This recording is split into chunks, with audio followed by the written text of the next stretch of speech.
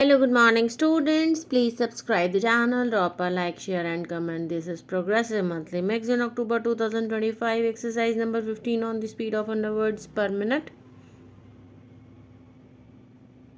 Start.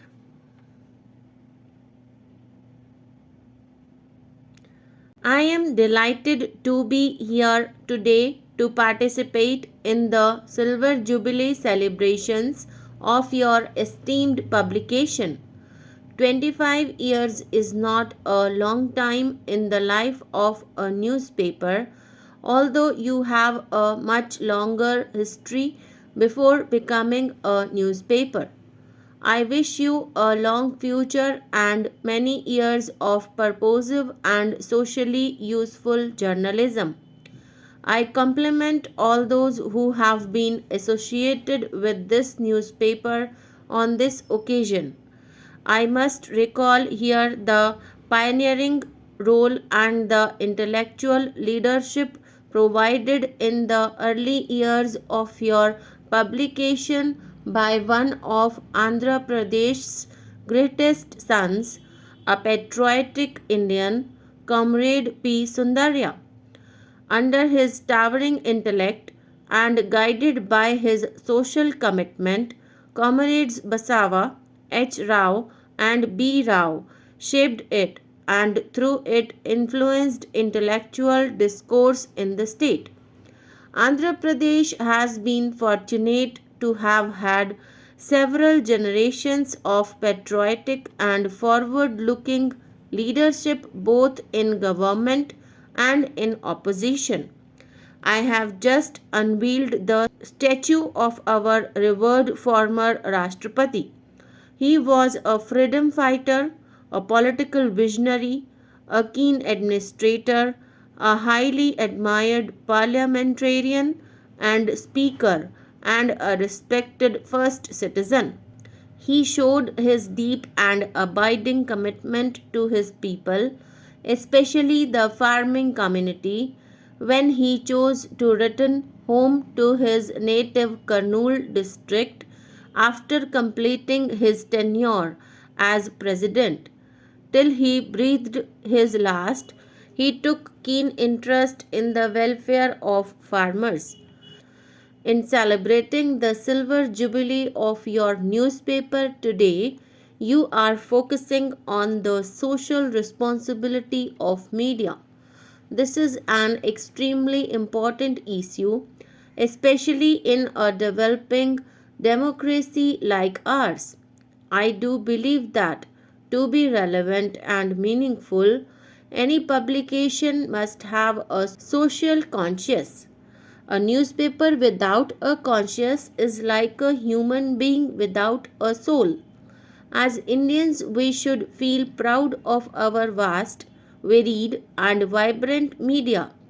This is a national asset and a pillar of strength for our democracy, which has been made richer by the plurality of our free press.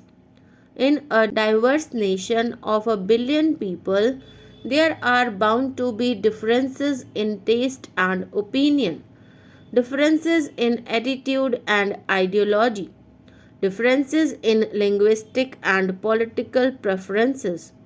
The plurality of our society is reflected in the diversity of our media. This is the one of the cornerstone of our vibrant democracy as enshrined in our constitution. This is the guardian pillar that take into account the democratic setup as enshrined in the Constitution of India. As my friend has written in his new book on the argumentative Indian, skepticism and pluralism are two important defining elements of our national culture. The media must be charged by both these characteristics. Skepticism is healthy as long as it does not breed cynicism but contributes to informed debate. Pluralism is intrinsically Valuable because it breeds creativity by creating space for a contest of ideas. I am aware that your publication takes a definite political view. That is the role of any publication associated with a political party or movement.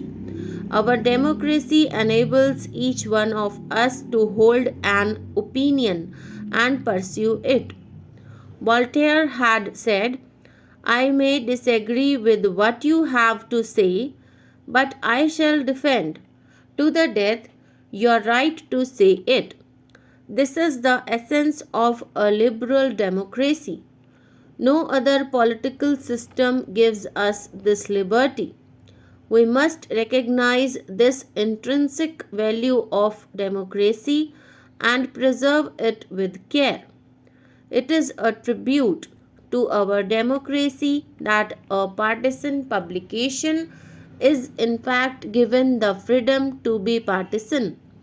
Although I do regard myself as a liberal in terms of social philosophy, I do recognize that Marxism captures two very important aspects for progress of a nation. Firstly, it attaches great importance to sustained and rapid accumulation of capital, which is absolutely essential for tackling the problem of mass poverty in the framework of a rapidly expanding economy.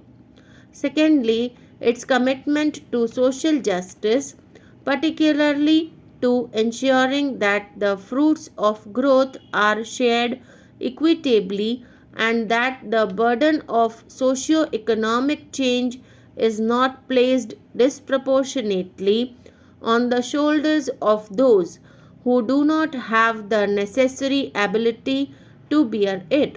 These insights of Marxism must guide any development policy design.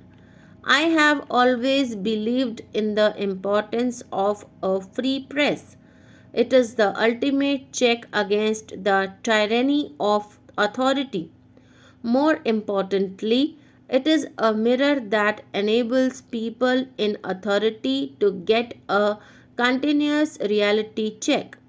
This remains an important role for the media despite the increasing pressures of commercialization. The fact that democratic India could avoid famines, Amrita Sen has suggested, was almost entirely due to the role of the media in sensitizing authorities to the urgency of providing relief.